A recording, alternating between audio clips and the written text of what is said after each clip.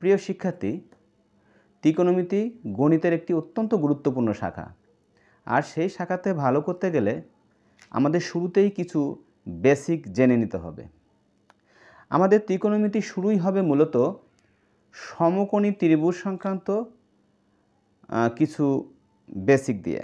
যেমন আমরা স্বাভাবিকভাবে জ্যামিতির ভাষায় বুঝে থাকি যে ত্রিভুজের একটি কোণ 90 ডিগ্রি তাকে সমকোণী ত্রিভুজ বলে। আচ্ছা, তো এই সমকোণী ত্রিভুজের একটি কোণ 90 ডিগ্রি এবং সেই কোণটাই সবচেয়ে বড়। আমরা জানি ত্রিভুজের 3টা কোণ থাকে, তার মধ্যে সমকোণী ত্রিভুজ যেটা, সেই ত্রিভুজের 90 ডিগ্রি তথা সমকোণটাই হচ্ছে ওই ত্রিভুজের সবচেয়ে বড় কোণ।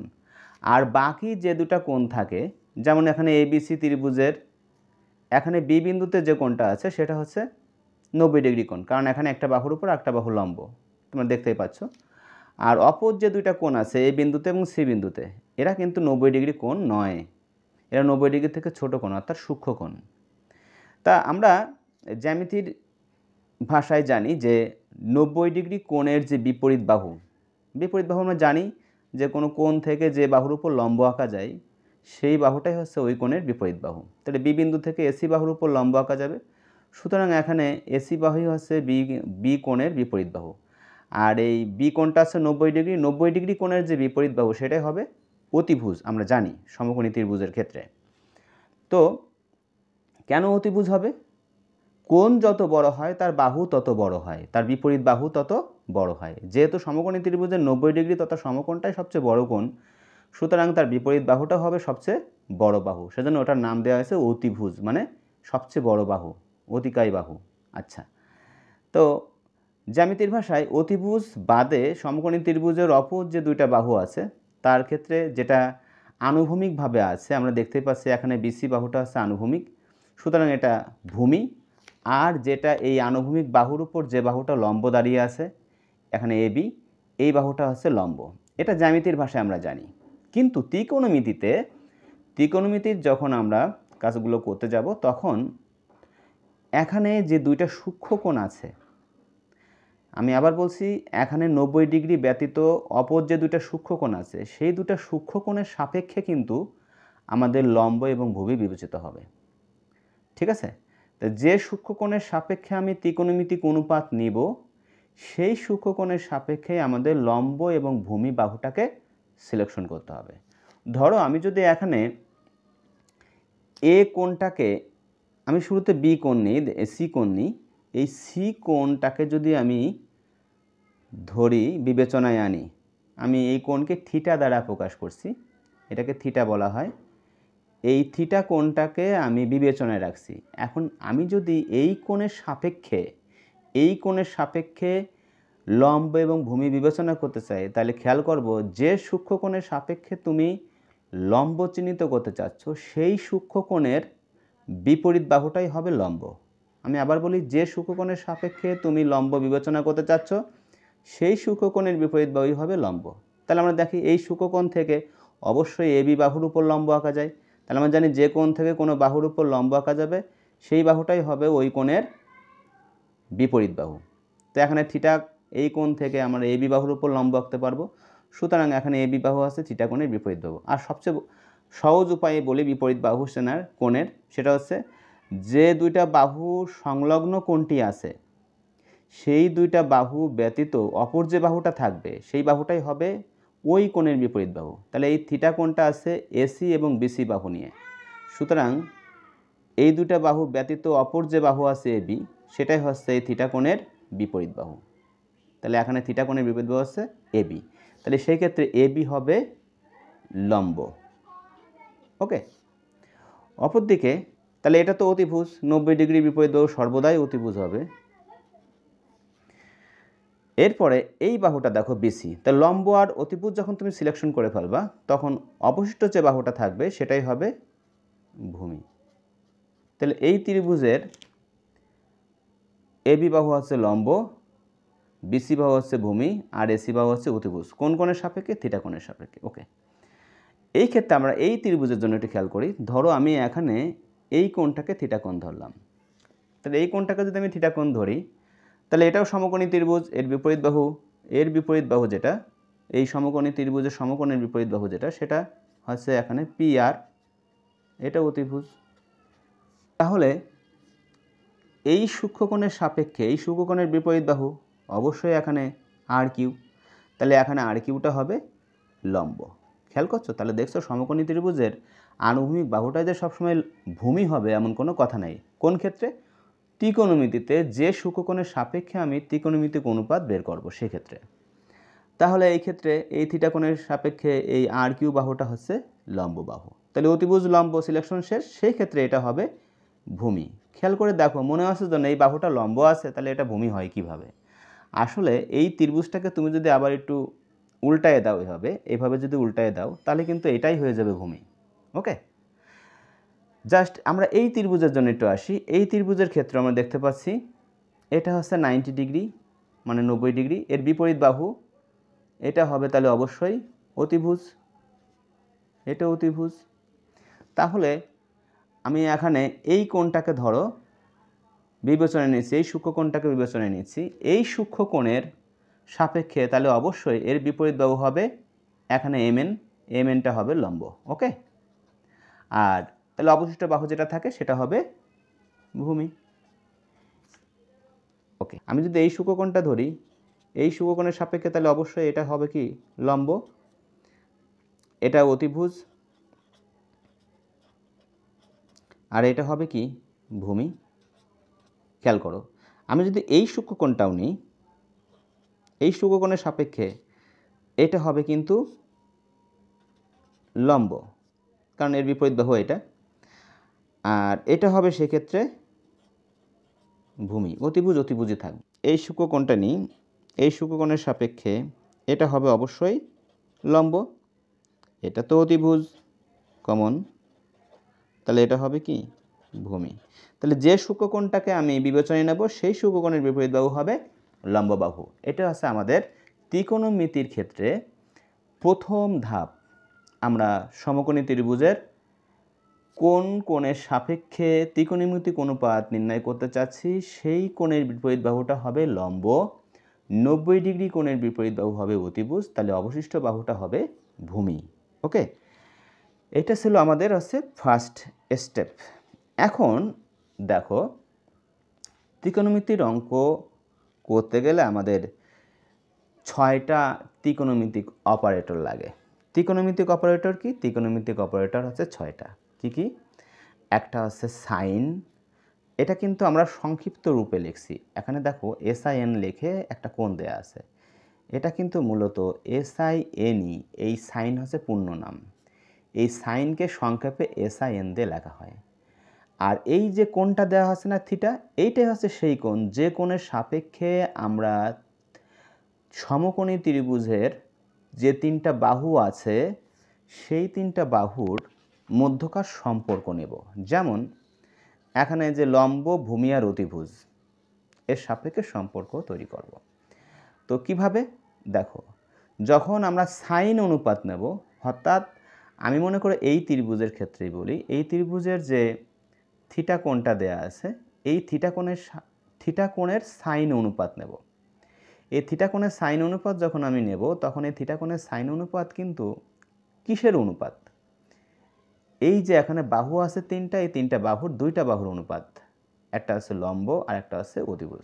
যখনই নির্দিষ্ট একটা সূক্ষ্মকোণের সাপেক্ষে বা কোনো কোণের সাপেক্ষে সাইন অনুপাত আসবে, তখন সে সমকোণী ত্রিভুজে লম্ব আর অতিভুজের অনুপাতকে নির্দেশনা করবে। তাই সাইন থিটা ইকুয়াল টু লম্ব ভাগ অতিভুজ।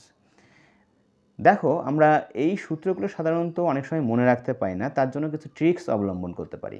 যেমন আমরা যদি মনে রাখতে পারি যে সাগরে লবণতি, সাগরে লবণতি, সাগর মানে এখানে সাইন মনে রাখতে পারি, লবণ থেকে আমরা লম্ব মনে রাখতে পারি, আর এই অতি থেকে আমরা অতিভুজ মনে রাখতে পারি। কীভাবে? অতি মানে অতিরিক্ত। আমরা তো জানি সাগরে অনেক লবণ থাকে, তাই না? তাই সাগরে অনেক লবণ থাকে, সেই অনেক বা প্রচুর বোঝাইতেই কিন্তু অতি ব্যবহার করা হয়, আমরা জানি। এরপরে দেখো, এই কসটা কি? মূলত কস আছে কোসাইন, কসের পূর্ণ নাম আছে কোসাইন, একে সংক্ষেপে কস লেখা হয়।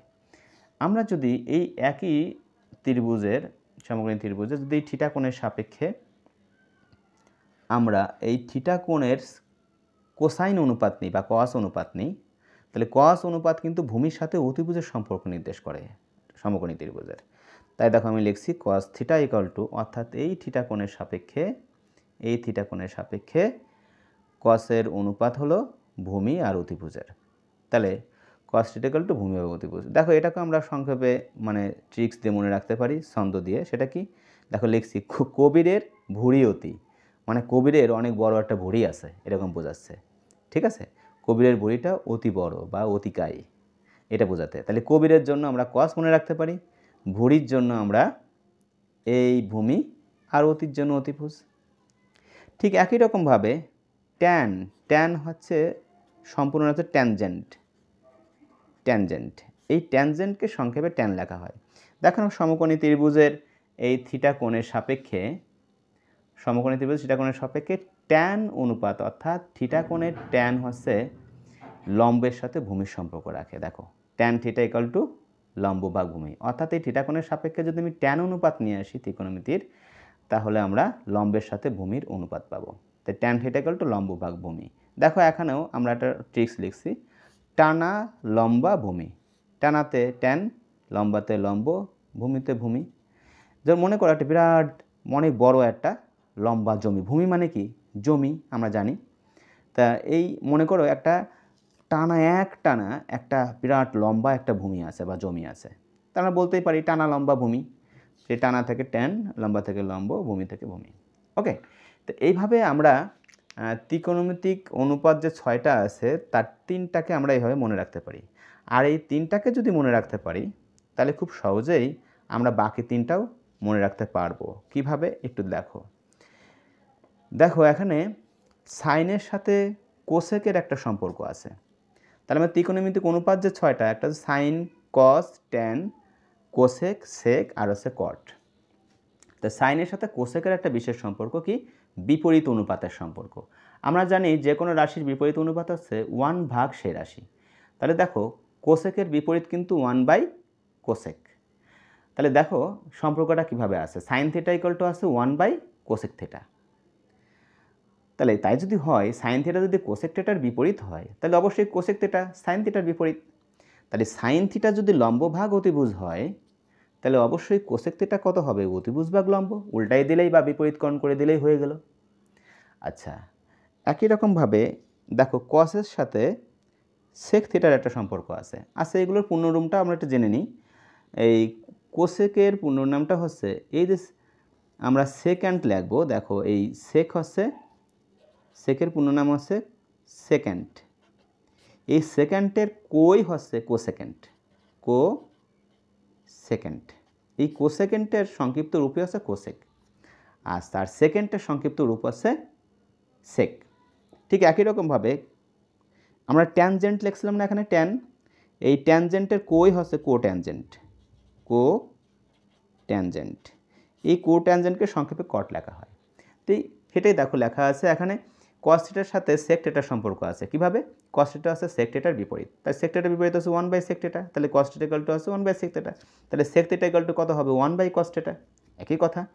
আর সেই ক্ষেত্রে দেখো যদি এরা একে অপরের বিপরীত হয় আর কস থিটার সমান যদি হয় ভূমি ভাগ অতিভুজ, তাহলে অবশ্যই সেক থিটা অতিভুজ ভাগ ভূমি, তাই লেখা হয়েছে। ট্যানজেন্ট যেটা ছিল tan theta equal to 1 by cot theta. দেখো ট্যান থিটাকে আমি সাইন কসের মাধ্যমে আনতে পারি। ট্যান থিটা ইকুয়াল টু আছে sine theta by cos theta. তাহলে ট্যান থিটা যদি আমি পারি, ট্যান থিটা যদি কট থিটার বিপরীত হয়, তাহলে কট থিটা হবে ট্যান থিটার বিপরীত।